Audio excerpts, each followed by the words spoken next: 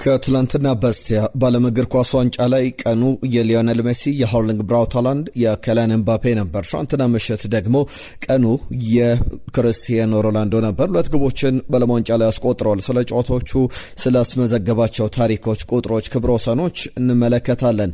በዓለም ዋንጫ ላይ የሚጠበቁ ጨዋታዎችም እንደቀጠሉ ይገኛሉ። ዛሬም በተጠባቂ መርሃ ግብሮች የሚነሱ ጨዋታዎች አሉ። በተለይ ደግሞ የሞሮኮና የሃይቲ የብራዚልም ጨዋታ የሚነሱ መርሃ ግብሮች ናቸው። ብራዚል ከስኮትላንድ ጋር ጨዋታዋን ተከናውናለች። በስፋት እየተመለከት ነው እንቆያለን። የካናዳም ጨዋታ ከስዊዘርላንድ ጋር የምታደርገው፣ ቦስኒያ ከኳታር ዛሬ ምሽት ላይ የሚደረጉ ጨዋታዎች ናቸው። ከእኩለ ሌሊት በኋላም ተጠባቂ መርሃ ግብሮች ይኖራሉ። እነሱን በስፋት እየተመለከትን እንቆያለን። የምድብ ሶስተኛ ጨዋታዎች በኩል ሰዓት ላይ ይደረጋሉ። ሶስተኛ ጨዋታዎች ወደ ቀጣዩ ዙር ወደ 32 ጥሎ ማለፍ ቡድኖች የሚለዩበት ነውና እነዚህን የተመለከቱ ጥቂት ነጥቦችን እናነሳለን ወደ መጨረሻ ላይ። ከዛ አስቀድሞ ግን የዝውውር ጉዳዮችን በስፋት እየተመለከተን እንቆያለን። ጤና ይስጥልን ብለናል። የተወደዳችሁ በቤስት ስፖርት ኢትዮጵያ ቻናል ላይ ትገኛላችሁ። አዳዲስ ጉዳዮችን ይዘናል። ክለቦቻችሁን በተመለከተ ቸልሲ ተጫዋች ለማስፈረም ስምምነት ላይ ደርሷል። የአሰልጣኝ ቻቪ አሎንሶ የመጀመሪያ ዝውውር ከጣሊያን ሴሪያ የሚጠናቀቅ ሆኗል። የአርሰናል ጉዳዮች አሉ። የአርሰናል ንግግሮችን በተመለከተ ዳቪድ ኦርነስቲን በዝርዝር ያወጣቸው መረጃዎች አሉ። ከዛ በተጨማሪ ማንቸስተር ዩናይትድ ቤት ያሉ ከቸልሲ ጋር፣ ከሲቲ ጋር፣ ከሪያል ማድሪድ ጋር በተያዘ የሚነሱ ነጥቦች አሉ። በስፋት እየተመለከትናቸው እያነሳናቸው የምንቆያቸው ጉዳዮች ናቸው። አብራችሁ እንድትቆዩ ሀሳብ አስተያየቶቻችሁን እንድትጽፉልን አስቀድመን እናስታውሳችሁና የአጠቃላይ የዝውውር ሂደቱ ላይ ምን አዳዲስ ነገሮች አሉ በሚለው ላይ ከእናንተ ጋር በሚቀጥሉት ደቂቃዎች ላይ ቆይታ እናደርጋለን። ይህንን ቪዲዮ ላይክ አድርጋችሁ ጀምሩ። መልእክቶቻችሁን ጻፉልን። በምናነሳቸው ጉዳዮች ላይ በቀጥታ ወደ ጉዳዮቻችን እናልፋለን። ትላንት በስፋት ያነሳ ነው የኡላን አልቫሬዝ ጉዳይ በዋነኝነት ዛሬ መነጋገሪያ ሆኖ ቀጥሏል። በተለይ ደግሞ አትሌቲኮ ደ ማድሪድ አንድ የክስ ፋይል ለፊፋ አቅርቧል። ከሰሞኑ የቸልሲና የማንቸስተር ሲቲን ጉዳይ ስናነሳ ነበር። በዛ ሂደት ማንቸስተር ሲቲ አሰልጣኝ ኤንዞ ማሬስካን የቸልሲ ኃላፊነት ላይ ያለ ንግግር አድርጓል። ከጀርባ ክለቡን ሳያስፈቅድ ቸልሲን ሳያነጋግር የሚሉ ጉዳዮች ወጥተው ቸልሲም ጉዳዩን ያውቋል፣ ማስረጃዎችም ይዟል። ነገር ግን ማንቸስተር ሲቲን መክሰስ፣ ማንቸስተር ሲቲን ማስቀጣት አልፈለገም የሚሉ ጉዳዮች ሲነሱ እንደነበረ እናስታውሳለን። አሁን በዚህ ሂደት ደግሞ በተመሳሳይ ምናልባት በቸልሲ በኩል ክስ አቅርቦ ቢሆን ኖሮ ለፊፋ ማንቸስተር ሲቲ ይቀጣበት የነበረ ጉዳይ ነው። አሁን ከአትሌቲኮ ማድሪድና ከባርሰሎና ጋር በተያዘ በተለይ ደግሞ የአትሌቲኮ ማድሪዱ ሊቀመንበር ገልማሬን የሚያነሷቸው ጉዳዮች አሉ። ኡላን አልቫሬዝን ለማስፈረም 500 ሚሊዮን ዩሮ እንኳን ባርሰሎና ቢያቀርብ አንሸጠውም ሲሉ ነበረ። ትናንትና ያነሳናቸው ጉዳዮች ነበሩ። ዛሬ ከተሰሙ ጉዳዮች መካከል ደግሞ አትሌቲኮ ደ ማድሪድ ለፊፋ ጥያቄ አቅርቧል፣ ክስም መስርቷል። ባርሰሎናን በተመለከተ የኛ ኃላፊነት ክለባችንን አትሌቲን መከላከል ነው ወይም የአትሌቲን ጥቅም ክብር ማስጠበቅ ነውና ለዛ ነው የክስ ፋይል እያደራጀ ነውና ለፊፋ የላክ ነው የሚል ምላሹን ሰጥቷል። አትሌቲኮ ማድሪድና ከተጫዋቻችን ጋር ውል ካለው ተጫዋቻችን ጋር ባልተገባ ጊዜ ሲደራደሩ ነበረ የሚል ማስረጃም ይዘው ቀርበዋል። ምናልባት ባርሰሎና ቅጣት ሊጠብቀው ይችላል። ምን አይነት ቅጣት ሊጣልበት ይችላል የሚለው የሚጠበቅ ጉዳይ ነውና በዚህ ሂደት ለምሳሌ ሊቨርፑልን ጉዳይ እናስታውሳለን። ቨርጅል ቫን ዳይክን ለማስፈረም ከሳውዛምተን አስቀድሞ ክለቡ ከሳውዛምተን ፍቃድ ሳያገኝ ከተጫዋቹ ጋር ተደራድሮ ሊቨርፑል ተቀጥቶበት እንደነበረ ይታወቃል። ከዛ በኋላ ቆይቶ ተጫዋቹን አስፈርሟልና የሚነሱ ጉዳዮች አሉ። የአትሌቲኮ ማድሪድን ጥቅም ለማስጠበቅ በሚደረገው ሂደት ደግሞ ለአርሰናል በጣም ትልቅ አድቫንቴጅ ይዞ ይመጣልና የኡላን አልቫሬዝ ሀሳብም በጣም እንዳበሳጫቸው አሁን ተጫዋቹን ለመሸጥ ፍላጎት እንዳላቸው፣ ነገር ግን የተጫዋቹ ልብ ያለው ባርሰሎና ነው። ባርሰሎና ደግሞ የሚያቀርበው ገንዘብ ከ100 ሚሊዮን ዩሮ በላይ ላይሆን ይችላል። አሁን ደግሞ የክስ የሚመሰረት ከሆነ ባርሰሎና ተጫዋቹን ለማስፈረም የሚሄድበት ርቀት በሁለቱ ቡድኖች መካከል ያለውን አለመግባባት በጣም ከፍ ያደርገውና ነገሮች የበለጠ ይወሳሰባሉ የሚሉ ጉዳዮች አሉና ለአርሰናል መልካም እድልን ይዞ መጥቷል። ባለፉት 2 ቀናት ምናልባት ይህንን ተጫዋች ዝውውር ማጠናቀቅ የሚችል ከሆነ በጣም የሚጠበቅ ነው። ነገር ግን ተጫዋቹ ለምሳሌ ፓሪስ ሳን ዠርመን ከተጫዋቹ ዝውውር ውጪ ሆኗል ብለን ትናንትና ስናነሳ ነበረ። ለእናንተ ተጫዋቹ ፍላጎቱ ባርሰሎና ነው። ወደ አርሰናል ቢመጣ ትፈልጋላችሁ ወይስ ደግሞ እንደ ፓሪስ ሳን ጀርመን ተጫዋቹ ልቡ ያለው ወደ ባርሰሎና ነው፣ ስለዚህ ወደኛ መምጣት የለበትም የሚል እምነት አላቸውና ሉዊስ ኤንሪኬም ሉዊስ ካምፖስም ተመሳሳይ ሐሳብና ተጫዋቹ ወደ ፓሪስ ሳን ጀርመን የሚሄድበት እድል በጣም ጠባብ ነው። ባርሰሎና፣ ሪያል ማድሪድ፣ አርሰናል አሁን በገበያው ላይ ያሉ የተጫዋቹ ፈላጊዎች ናቸው። በተለይ ደግሞ ባርሰሎና የሚያቀርበው ጥያቄ ትልቅ ቢሆን እንኳን አንሸጦ ማለታቸውን ተከትለው አርሰናል የበለጠ ሰፊ ድል እንዳለው የሚያሳዩ ዘገባዎችን ተመልክተናል። እናንተ መምጣት አለበት ትላላችሁ? እስቲ አርሰናል ደጋፊዎች እናያችሁ፣ ድምጻችሁን እነስማ፣ ሀሳባችሁን ላኩልን። ከቸልሲ ጋር በተያዘ የሚነሳው ጉዳይ በዋነኝነት የማርኮ ፓሌስትራ ጉዳይ ነው። ማርኮ ፓሌስትራ በተለይ ከአርሰናል ጋር ከማንቸስተር ዩናይትድ ጋር ስሙ ሲያዝ ነበረ። የአታላንታ ንብረት በተጠናቀቀ የውድድር ዘመን ደግሞ የሴራው ምርጡ ተከላካይ ተብሎ ባሳለፈበት ቲም ካግላሪ የሚገርም ጊዜን አሳልፏል። ቸልሲ 55 ሚሊዮን ዩሮ ለተጫዋቹ ለመክፈል ስምነት ላይ ደርሷል። አጠቃላይ በሚቀጥሉት ሰዓታት ላይ የሚጠናቀቅ የሕክምና ምርመራውን ካጠናቀቀ በኋላ ይፋ ይደረጋል ተብሎ የሚጠበቅ ዝውውር ነው። ቸልሲ 55 ሚሊዮን ዩሮ ይከፍልበታል። ዊንግ ባክ ሆኖ መጫወት ይችላል። አሰልጣኝ ቻቪ አሎንሶ የሚፈልጋቸው ዊንግ ባክ አይነት ተጫዋቾች አንዱ ነው። ከዛ ውጪ በመስመር ተከላካይ ቦታ ላይ በሁለቱም ቦታዎች ላይ በግራም መስመር ተከላካይ ቦታ ላይ በቀይ መስመር ቦታ ላይ መጫወት ይችላል። ቨርሳታይል መሆኑ የበለጠ እንዲመረጥ ያደርጓል ተብሏል። ብዙ የሚያስነሱ ሀሳቦች አሉ። ከማንቸስተር ሲቲ ጋር በተያዘ እየተነሱ ያሉ ጉዳዮች አሉ። ኦመር መርሙሽ ከማንቸስተር ሲቲ ጋር ሊለያይ ይችላል የሚሉ ጉዳዮች በስፋት እየወጡ ይገኛሉ። ብዙ ሪፖርቶች አሉ። ግብፃዊ ተጫዋችን በተመለከተ ከለማውንጫው በኋላ ዩቬንቱስን ለመቀላቀል ድርድሮች ሊደረጉ ይችላሉ። ማንቸስተር ሲቲ ትልቅ ገንዘብ ከፍሎበት ያመጣው ተጫዋች ነው። ነገር ግን እንደሚፈለገው ውጤታማ እየሆነ እንደሚፈለገው ደግሞ የቡድኑ ቁልፍ ተጫዋች መሆን አልቻለምና ያንን ደግሞ በምን ደረጃ ይስተካከላል፣ ድርድሩ በምን ይሄዳል የሚለው የሚጠበቅ ጥሩ አቅም ያለው የኳሊቲ ችግር ያለበት ተጫዋች አይደለም። ግብ አስቆጣሪ ነው፣ ፈጣን ነው፣ ክሬቲቭ ነው። ነገር ግን ፕሪሚየር ሊጉ ላይ የመልመድ ችግር ሳይሆን ቡድኑ ውስጥ ቋሚ ተጫዋች የመደረግ ወይም የቡድኑ ወሳኝ ተጫዋች የመደረግና ያንን ኃላፊነት ከመስጠት ጋር በተያያዘ የሚታዩ ክፍተቶች አሉ። እሱን እየተመለከተን እንገኛለን። ዩናይትድ አጥቂ ያስፈልጓል የሚሉ ዘገባዎች በስፋት ይወጣሉ። የማቴታ ጉዳይ በተደጋጋሚ ሲነሳ እንደነበረ እናስታውሳለን። ብራያን ብሮቢን በተመለከተ የሰንደርላንዱ አጥቂ በዓለም ዋንጫ ላይ ደግሞ የኔዘርላንድ ብሔራዊ ቡድን ባደረጋቸው ጨዋታዎች ላይ ጥሩ ሲንቀሳቀስ እየተመለከት ነው። ኔዘርላንዳዊ ተጫዋች ብራያን ብሮቢ በሚገርም ሁኔታ በማንቸስተር ዩናይትድ እይታ ውስጥ ገብቷል። ከዓለም ዋንጫው በኋላ ዩናይትድ ከፕሪሚየር ሊጉ ሊያስፈርማቸው ከሚፈልጋቸው አጥቂዎች መካከል አንዱ ነው። ፊዚካሊቲው የሚገርም ነው። ከአርሰናል ጋር በነበረ ጨዋታ ምን አይነት ኳሊቲዎችን ሲያሳይ እንደነበረ እናስታውሳለን። በጣም ጠንካራ፣ ፈጣን እንዲሁም ደግሞ በብዙ አይነት ያጫወት መንገድ ቡድኑን ሊያገለግል የሚችል ነውና ከቤንያሚን ሼሽኮ ጋር የሚፎካከር የ24 ዓመት ተጫዋች ነው። ይህ ተጫዋች ወደ ማንቸስተር ዩናይትድ ይመጣል የሚለው በጣም ተጠባቂ ዝውውር ነው። ብራያን ብሮቢን ማንቸስተር ዩናይትድ ማስፈረም የሚችል ከሆነ ስኳዱን በደንብ ማጠናከር ይችላል። በእርግጥ ማንቸስተር ዩናይትድ በግራ መስመር አጥቂ ቦታ ላይም አሁንም ተጫዋቾችን እየፈለገ አማራጮችን እያሰሰ እንዳለ የሚያሳዩ ዘገባዎች አሉ። ከአርሰናል ጋር በተያዘ ሁለት ጉዳዮችን ላንሳ። አንደኛው ዳቪድ ኦርነስቲን ከደቂቃዎች በፊት በዚህ አትሌቲክ ላይ ያስነበበው አንድ ጽሑፍ አለ።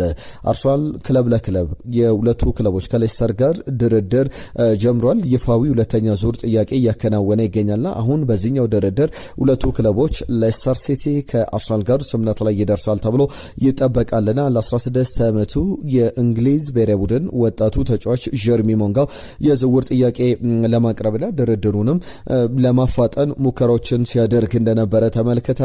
ባለፉት ጊዜያት ላይ ተጫዋቹ በተለይ በነ ማክስ ዳውማንም እየተመራ ከአርሰናል ጋር ስምምነት ላይ ለመድረስ ወደ አርሰናል ለመምጣት በደንብ አሳምኖታል የሚሉ ዘገባዎች ተመልክተናል። ነገር ግን ሌስተር 10 ሚሊዮን ፓውንድ ይፈልጋል። አርሰናል ከዛ በታች ነበረ ጥያቄ ያቀረበው። አሁን የሁለቱ ክለቦች ድርድር የሚጠበቅ ነው። በቀጣይ ሰዓታት የመጀመሪያው አርሰናል ዝውውር ይሆናል ተብሎ ይጠበቃል። ከዛ ውጪ አዲሱ አሌክሲስ ሳንቼዝ ተብሎ እየተነሳ ያለው የዳሪዮ ኦዞሪን ጉዳይ ትናንትና አንዳንድ ብዙሃን መገናኛዎች ሲያስነብቡ ነበረ። የሚሽላንዱ ክለብ ተጫዋች ነው፣ የመስመር አጥቂ ነው። የቀጣዩ ዘመን አሌክሲስ ሳንቼዝ ተብሎ በአርሰናል ቤት እይታ ውስጥ የገባና የክለቡ ስፖርቲንግ ዳይሬክተርም አርሰናል ፍላጎት አለው ብለው ያረጋገጡት ጉዳይ ነበር። ኢኤስፒኤን ይዞት የወጣው ዘገባ ተጫዋቹ 22 ዓመቱ ላይ ይገኛል። አሁን ተጫዋቹ ወደ አርሰናል መቀላቀል ይፈልጋል። የቼልሲያዊ ተጫዋች በተለይ እንደ አሌክሲስ ሳንቼዝ የሚመሳሰል ኳሊቲዎች አሉት። ለቺሊ ብሔራዊ ቡድን ገና በ2 ዓመቱ ከ25 በላይ የዚህ የብሔራዊ ቡድን ጨዋታዎችን ያደረገ ቺሊ በእርግጥ በዓለም ዋንጫው ላይ የለችም በሚያስገርም ሁኔታ። በቀጣይ ጊዜያት ላይ ደግሞ ብዙ ክለቦች ይፈልጉታል። በፕሪሚየር ሊግ አርሰናልን ይፎካከራል ተብሎ እየተጠበቀ ያለው የቦርመዝ ድርድር ነውና እነዚህ ጉዳዮች በስፋት እየታዩ ንግግሮችም እየተደረገባቸው ያሉ ጉዳዮች ናቸው። የሪያል ማድሪድና የማንቸስተር ሲቲ ጉዳይ አርሊንግ ብራውት ሃላንድን ሪያል ማድሪድ ይፈልጋል። ከዛ ውጪ ደግሞ ፍሎሬንቲኖ ፒሬዝ የ25 ዓመቱን ተጫዋች ለማስፈረም ቪኒ ጁኒየርንም ለመልቀቅ ፍላጎት አላቸው። በተለይ ቪኒ አዲሱ ላልፈርም ማለቱን ተከትሎ አርሊንግ ብራውት ሃላንድ ወደ ሪያል ማድሪድ፣ ቪኒ ጁኒየር ወደ ማንቸስተር ሲቲ እንዲሄዱ ጥረት ሊደረግ ይችላል የሚሉ ዘገባዎችን ተመልክተናል። በሚገርም ሁኔታ ትልቅ የዝውውር ዋጋ ተመን ያለው ተጫዋች ነው አርሊንግ ብራውት ሃላንድ። ቪኒ ጁኒየርም ኳሊቲዎቹ ይታወቃሉና በተለይ ማይክል ኦሊሴ ሲባል እንደነበረ ይታወቃል።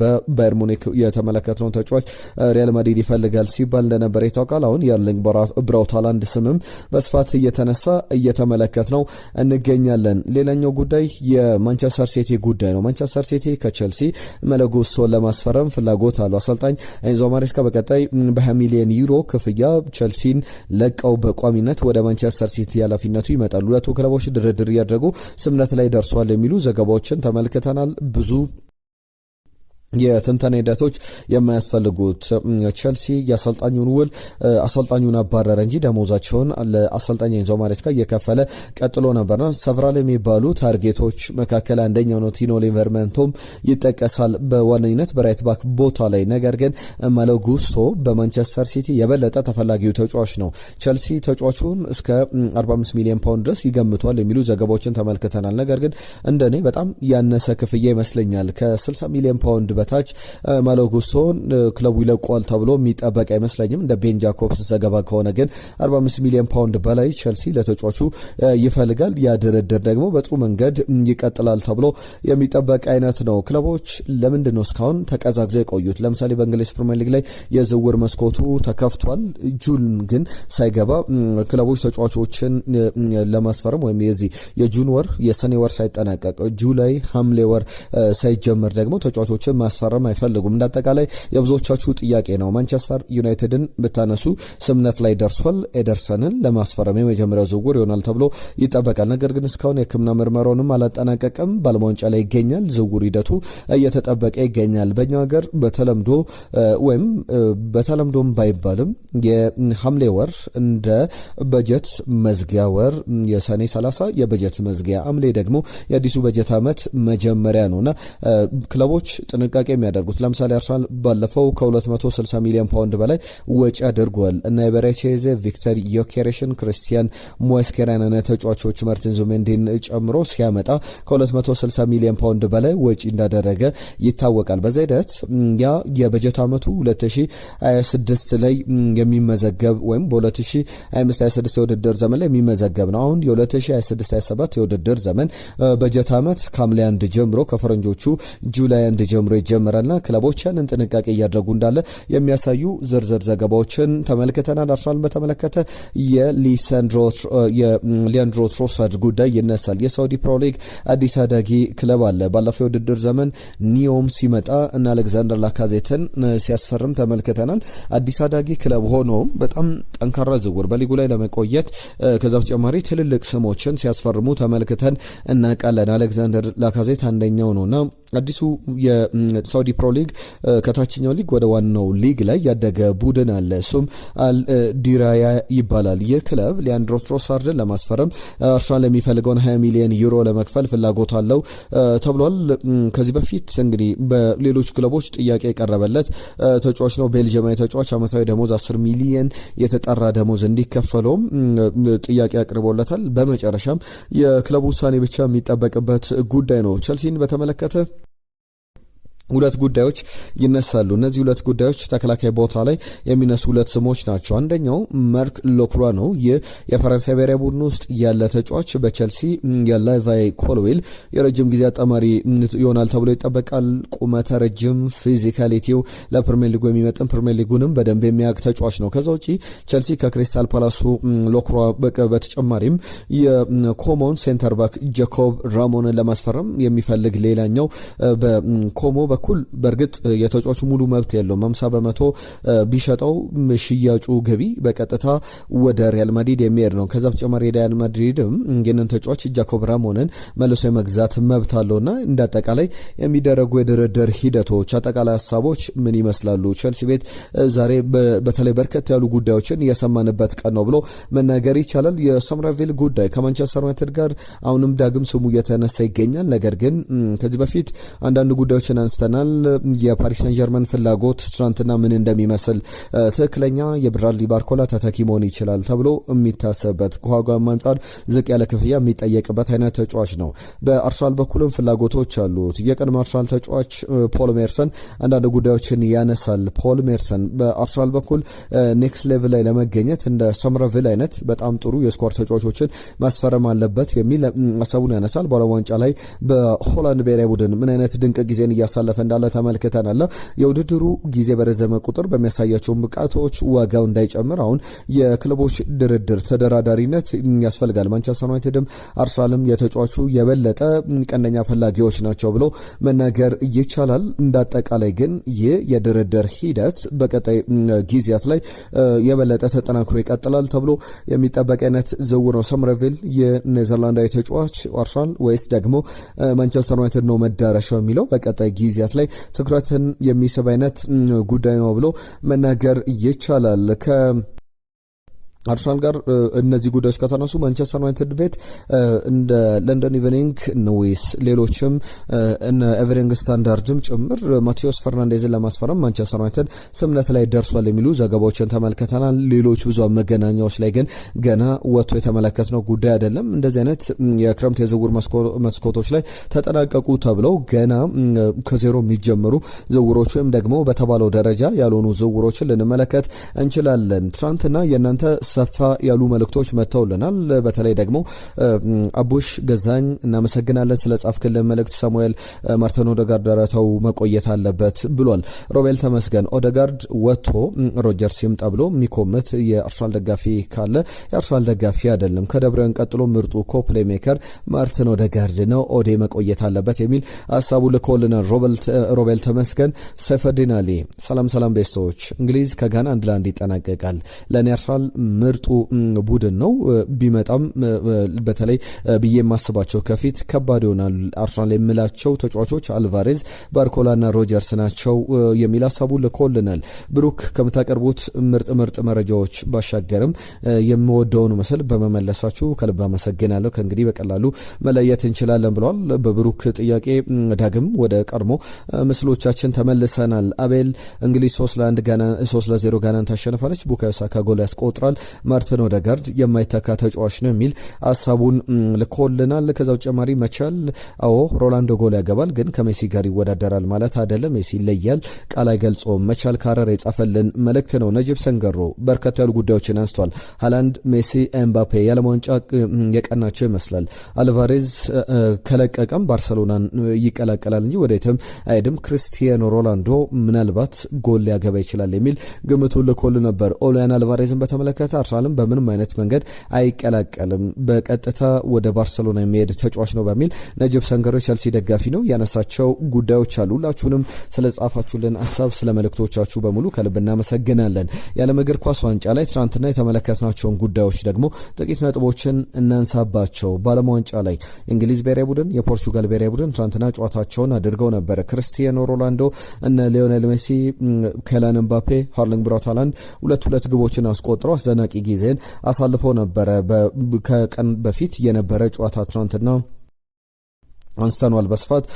ትናንትና ምሽት ደግሞ በነበረው ጨዋታ ላይ 2 ሰዓት ላይ ሲጀምር ገና 6ኛው ደቂቃ ላይ ክርስቲያኖ ሮናልዶ ግብ አስቆጠረ። ፖርቹጋልን ቀዳሚ ያደረገ ሜንዴዝ 17ኛው ደቂቃ ላይ፣ ዳግም 39ኛው ደቂቃ ላይ ሮናልዶ ግብ አስቆጠረና ራፋኤል ሊያው ደግሞ ሌላኛውን 87ኛው ደቂቃ ላይ ባስቆጠራት ግብ አጠቃላይ 5-0 በሆነ ውጤት የፖርቹጋል ብሔራዊ ቡድን ግቦቹን በማስቆጠር በ5-0 በሆነ ውጤት አሸንፏል። ስለ ሮናልዶ ሲነሳ አዳዲስ ታሪኮችን ያስመዘገበበት ነው። ማንም አድርጎት የማያውቀውን በ6 የዓለም ዋንጫ ውድድሮች ላይ ወይም ከ2006 ጀምሮ 2006፣ 2010፣ 2014 ብራዚል ላይ፣ 2018 ሩሲያ፣ 2022 ኳታር ላይ፣ አሁን ደግሞ 2026 ላይ በዓለም ዋንጫዎች ላይ ግቦችን በማስቆጠር ብቸኛውና የመጀመሪያው ተጫዋች ሆኗል። 41 ዓመቱ ላይ ደግሞ ግብ በማስቆጠር እንግዲህ 10ኛ የዓለም ዋንጫ ግቡን አስቆጥሯል። በተለይ ብዙ ትችቶች የተሰነዘረበት ኳታር 2022 ላይ የጋና ብሔራዊ ቡድን ላይ በፍጹም ቅጣት ምት ግብ ካስቆጠረ በኋላ ባለፉት 10 ጨዋታዎች በላይ ወይም ደግሞ በዩሮ እንዲሁም ደግሞ በዓለም ዋንጫም ጭምር 10 ጨዋታዎች ላይ ግብ ሳያስቆጥር ወጥቶ ነበረ። ትናንትና ግን 11ኛው ጨዋታ ላይ ግብ ማስቆጠር ችሏል። በአጠቃላይ ከሊዮኔል ሜሲ ጋር ከሌሎች ተጫዋቾች ጋር ሊነጻጸር ይችላል። ነገር ግን ክርስቲያኖ ሮናልዶ ለብቻው የሚያስመዘግባቸው ቁጥሮች ደግሞ የሚገርም ነው። በዓመት ልዩነት በእድሜ ትንሹ የፖርቹጋል ብሔራዊ ቡድን የዓለም ዋንጫ ግብ አስቆጣሪ ነበር። ከዓመት በኋላ አሁን በእድሜ ትንሹ እንደነበረው ሁሉ አሁን ደግሞ በእድሜ ትልቁ የዓለም ዋንጫ የፖርቹጋል ብሔራዊ ቡድን ግብ አስቆጣሪ ነው። በዓለም ዋንጫ ላይ ደግሞ ከሮጀር ሚላ በመቀጠል በእድሜ ትልቁ ግብ አስቆጣሪ የሚለውን ክብረ ወሰን የያዘ ተጫዋች ሆኖ ተመልክተነዋልና 41 ዓመቱ ከ139 ቀኑ ላይ ይገኛል። ትናንትና 138ኛ ቀኑ ላይ ግብ አስቆጥሯል። ሮጀር ሚላ 42 ዓመቱ 1994 ላይ 42 ዓመት ከ39 ቀን ላይ ለሩሲያ ብሔራዊ ቡድን ከካሜሮን ጋር ባደረገው ጨዋታ ለካሜሮን ብሔራዊ ቡድን ግብ አስቆጥሮ በእድሜ ትልቁ ግብ አስቆጣሪ እንደነበረ ይታወቃል። የፖርቹጋል ብሔራዊ ቡድን የዓለም ዋንጫም ከፍተኛ ግብ አስቆጣሪ መሆን የቻለበትን ቁጥሮችን አስመዝግቧል። ሮናልዶና ቁጥሮች መቼም የሚለያዩ አይደሉም። ትችቶች ሲሰነዘሩበት ነበር። እናንተስ እንዴት አያችሁት? የትናንትናውን ጨዋታ ነገሮችን ያቀዘቀዘበት ነበረ። የእንግሊዝ ብሔራዊ ቡድንም ጨዋታውን አድርጎ ነበረ። 0-0 በሆነ ውጤት ጨዋታው ተጠናቋል። በትናንትናው ጨዋታ ላይ በእንግሊዝ ብሔራዊ ቡድን በኩል እነ ጁድ ቤሊንጋም ለምሳሌ እነ ሃሪኬን፣ አንቶኒ ጎርደን ግቦችን ማስቆጠር አልቻሉም። ከጋና ብሔራዊ ቡድን ጋር የተደረገ ጨዋታ ነበረ። ቡካዮ ሳካ ተቀይሮ ገብቶ 65ኛው ደቂቃ ላይ ተቀይሮ ገብቷል። ኤበረቼዜ 74ኛው ደቂቃ ላይ፣ ሞርጋን ሮጀር 73ኛው ደቂቃ ላይ ተቀይሮ ገብተው ወደ ሜዳ ጨዋታቸውን አድርጓል። 83ኛው ደቂቃ ላይ ደግሞ ማርከስ ራሽፈርድን ቀይሮ ቢያስገቡም የጋና ብሔራዊ ቡድን በጣም ዲፌንሲቭሊ የሚገርም ጊዜን አሳልፈዋል። ካርሎስ ኪሮዥን እናንሳ። የቀድሞ ማንቸስተር ዩናይትድ ምክትል አሰልጣኝ የሚገርም አደረጃጀት በማንቸስተር ዩናይትድ የፈርጊ ቡድን ውስጥ እሳቸው ሲኖሩ በነበረበት ደረጃ ማንቸስተር ዩናይትድ እሳቸው ከለቀቁ በኋላ መከላከሉ ላይ በጣም ተጎድቷል ተብሎ በወቅቱ የሚነሳለት አይነት መከላከልን እንዴት ማደራጀት እንዳለባቸው በፈርጊ ቡድን ውስጥ መከላከሉ የፈርጊ ሳይሆን የካርሎስ ኪሮዥ እንደነበረ እናስታውሳልና የጋና ብሔራዊ ቡድን የመጀመሪያውን ጨዋታ አሸንፏል። ሁለተኛውን ጨዋታ ከእንግሊዝ ብሔራዊ ቡድን ጋር ባቻ ውጤት አጠናቋል። የእንግሊዝ ብሔራዊ ቡድን ግን በሚያስገርም ሁኔታ 13 ጎለስ ወይም 0-0 በሆነ ውጤት ያጠናቀቃቸው ያቻ ውጤቶች አሉ በዓለም ዋንጫ ላይ እና ይሄ ከየትኛውም የዓለም ዋንጫ ብሔራዊ ቡድን በላይ ያደርገዋል። ብራዚል 1958 ከብራዚል ጋር 0-0 ከወጣበት ጊዜ አንስቶ ቡልጋሪያ፣ ዩሩጓይ፣ ዌስት ጀርመን፣ ምዕራብ ጀርመን፣ ስፔን፣ ሞሮኮ፣ ኔዘርላንድ፣ ናይጄሪያ፣ ፖርቹጋል፣ አልጄሪያ፣ ኮስታሪካ፣ አሜሪካ፣ ጋና የሚጠቀሱ ሀገራት ናቸውና 19 የግብ ሙከራዎች ነበሩት በትናንትናው ጨዋታ ላይ የእንግሊዝ ብሔራዊ ቡድን። ነገር ግን ግብ ሳያስቆጥር ወጥቷል። ያ ማለት ደግሞ 2002 ላይ ከናይጄሪያ ጋር ካደረገው ጨዋታ በኋላ ብዙ የግብ ሙከራዎችን አድርጎ ግብ ሳያስቆጥር የወጣበት ጨዋታ ነው። በወቅቱ ከናይጄሪያ ጋር 25 የግብ ሙከራዎችን አድርጎ አንድም ግብ ሳያስቆጥር የወጣበት ጨዋታ ነበረ። የእንግሊዝ ብሔራዊ ቡድን ትናንትና ብዙ የመጀመሪያ ጨዋታ ላይ ያሳያቸውን ተስፋዎች በጣም የቀነሰበት ነበረ። በአሰልጣኙ በኩል ካርሎስ ኪሮዥ በ2-3 አጋጣሚዎች ላይ ቫር መስራት ነበረበት። ነገር ግን ቫር መኖሩን እንኳን እጠራጠራለሁ፣ በዚህ የዓለም ዋንጫ ላይ ቫር አለ ወይ የሚል ጥያቄ አንስተዋል። ጋና በቫር ምክንያት እንግዲህ ተበድላለች። ቫር ቢኖር የቪዲዮ አሲስታንት ሪፈሪ ቢኖር ከዚህ የተሻለ ውጤት እናስመዘግብ ነበር የሚል ሀሳባቸውን ሲያነሱ ነበረ። የምድብ 3ኛ ጨዋታዎች ዛሬ ይጀምራሉ። ክሮኤሽያ ፓናማን የገጠመችበትም ጨዋታ ነበረ። ሉካ ሞድሪች ብቸኛው ተጫዋች ሆኗል በ200 ጨዋታዎችን ለክሮኤሽያ ብሔራዊ ቡድን በማድረግ ቡዲሚር በ54ኛው ደቂቃ ላይ የክሮኤሽያ ብሔራዊ ቡድን ብቸኛ ግብ በማስቆጠር ክሮኤሽያ ተስፋን ዘርታለች ባለዓለም ዋንጫው ላይ ለመቆየት። የመጨረሻ ጨዋታም ደግሞ ይጠበቃል። ያ ጨዋታ የሚደረገው ደግሞ እዚህ እንግሊዝ ከምትገኝበት ምድብ እንዳለች ይታወቃል። ክሮኤሽያ በቀጣይ ከጋና ጋር የመጨረሻው ምድብ ጨዋታ ይደረጋል። ጋና ወደ ቀጣዩ ዙር ለማለፍ ቢያንስ ሰፊ እድል አላት። 4 ነጥቦች አሉት። ቢያንስ 3ኛ ደረጃን ይዛ እንደምታጠናቀቅ ይጠበቃል። ስዊዘርላንድ ከካናዳ ምሽት 4 ሰዓት ላይ፣ ቦስኒያ ከኳታር በምድብ 2 ላይ ባለዓለም ዋንጫ ጨዋታቸውን ያደርጋሉ። ምድብ 3 ላይ ደግሞ ሌሊት 7 ሰዓት ላይ ሞሮኮ ከሃይቲ፣ ስኮትላንድ ከብራዚል ይጫወታሉ።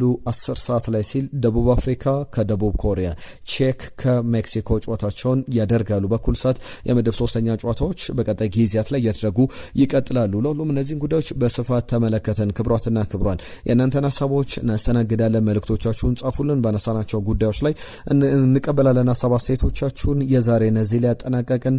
ጤና ይስጥልን ብለናል።